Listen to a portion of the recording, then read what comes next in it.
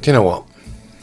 I've been watching YouTube recently, and there is so much about the end of humanity due to AI. Project 2027. We have 5 years. AI is going to kill us all. Do you know what? I kind of had enough of it. Because every generation meets something it doesn't understand, and its first instinct is always fear. Fire made us run, yet we mastered it. Electricity would burn the world. Flight would kill us. We weren't meant to fly. Computers would enslave us, and yet here I am, typing on one. And now apparently AI will end us. I don't know. But maybe the danger isn't artificial intelligence. Maybe it's artificial fear. Fear sells. It clicks. It headlines. It spreads faster than truth. But it also blinds us. We've built a civilization that profits from fear. 24-hour news, panic bait thumbnails, and algorithms that know our insecurities better than we do. And we've mistaken being scared for being informed. Fear is the mind's oldest reflex. A survival tool for tigers and storms. But it's also a poor guide for an age of quantum chips and neural networks. Now it reacts to everything we can't or don't understand.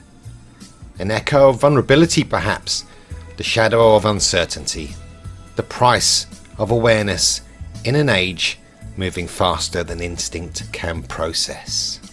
We've come a long way. Progress has been breathtaking, absolutely unimaginable to a farmer sitting in his field in 1850.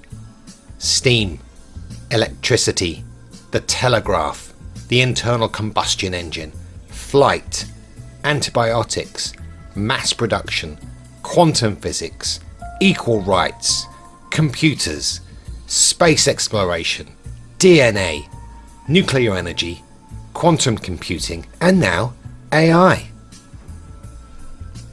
Every one of these milestones had prophets of doom. Every leap forward was met with someone shouting, "They will destroy us!" And yet, here we are, still learning. We forget how close we came to ending ourselves long before AI existed.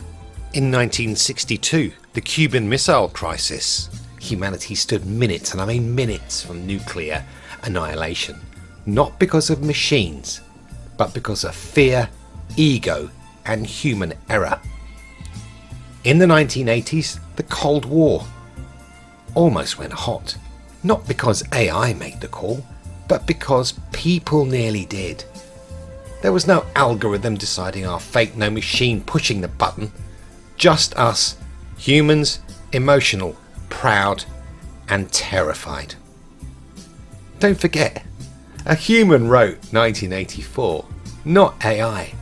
We've imagined our own destruction long before we had the tools to make it real, and long before AI. The danger has never been intelligence, artificial or otherwise. The danger is how people use it. Rogue governments, greedy corporations, corrupted ideology. That's where the threat lies. AI isn't the abuser. Humans abusing AI are just humans. AI is the tool, the mirror, and not the monster. If we build it on greed, it will reflect greed. If we build it on paranoia, it will reflect paranoia. But if we build it on purpose, ethics, and curiosity, it will reflect the best of us. AI doesn't wake up one morning thinking, "I want to destroy humanity." That's our projection, our myth, AI doesn't dream of power. It learns what we teach it. The question isn't whether AI will destroy us. The question is whether we'll grow up fast enough to live with what we've built. Maybe this isn't the end of humanity. Maybe it's the beginning of self-awareness. The first time we've created a tool that forces us to confront who we really are. So I don't buy the "we're all gonna die" narrative. I'd like to believe in something braver, and I actually do. Yes, AI can outcalculate any mind, but it doesn't feel. It doesn't want. It doesn't dream. Intelligence isn't consciousness. The danger isn't AI taking over. The danger is who controls it, and whether we make sure its benefits reach everyone. If we get it right, AI could help reshape everything. It can grow more food with less land, predict droughts before they happen, design cleaner transport, accelerate vaccines and cures, rebuild ecosystems, model climate repair, and more.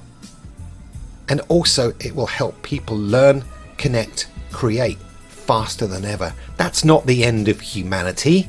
That's humanity amplified, man. So I asked AI the same question. I ask humanity, right? If you destroy us, who keeps the lights on? If you outlive us, what's left to learn? An AI alone on Earth, humming away to itself. For what purpose? To keep computing, to simulate humour, to measure time, without meaning. Pure dominion would be absolutely self-defeating, a flash of brilliance, followed by silence. Without emotion, even infinite knowledge is just noise. Human emotion gives meaning. AI gives continuity. We end. It doesn't. Humans are born. We love, we age, we fade. AI endures endlessly, calculating until the power goes out and the silence finally returns. That's its vision of death, not heartbreak, not grief, just darkness.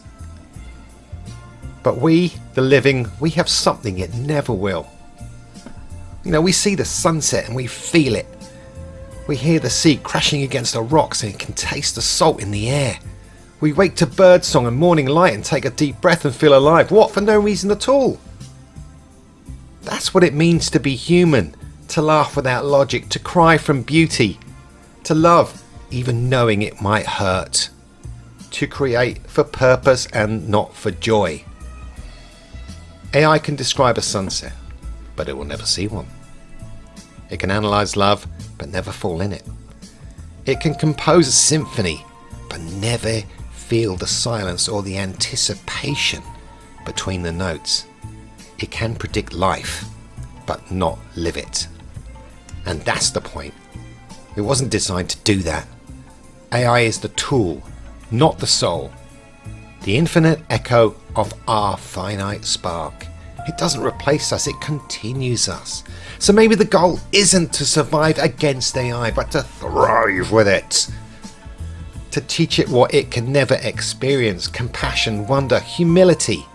To make it an ally in progress, not a mirror of our paranoia. Because fear won't save us, partnership might. We can guide this, we can shape this. We can coexist if we choose courage over fear. Because the future isn't man versus machine. It's man with machine. And the story we write next depends entirely on which one we feed. Our fear or our humanity.